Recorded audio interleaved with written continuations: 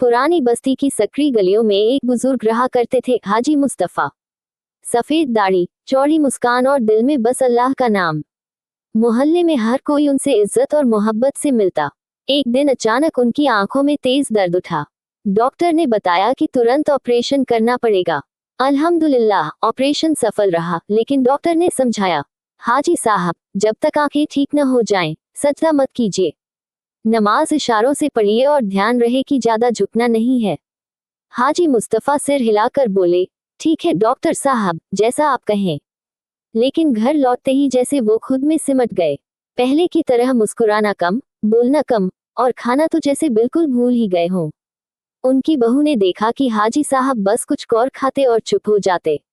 बेटा रोज पूछता, अब्बा, आपको खाना ठीक से क्यों नहीं लग रहा?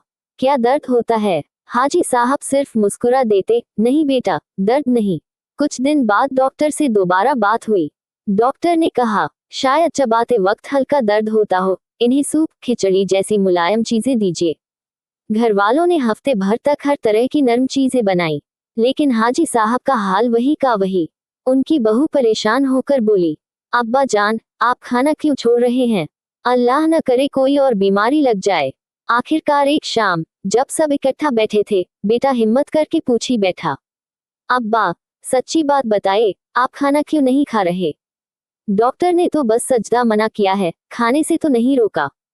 हाजी मुस्तफा ने गहरी सांस ली, आंखें नम हो गईं, धीरे से बोले, बेटा, बात दर्द की नहीं है, बात दिल की है। जिसे अपने रब के आगे झुकने की इजाजत नहीं, उसे उसका दिया हुआ रिज़्क मुंह में डालते हुए शर्म आती है। कमरा खामोश हो गया। बहू की आंख भर आई, बेटा सर झुकाकर खड़ा रह गया। और हाजी साहब की रूहानी बात हवा में गूंजती रही, इबादत का हक न निभा सकूं और फिर भी रिज़्क का हक ले लूं, ये कैसे हो सकता है?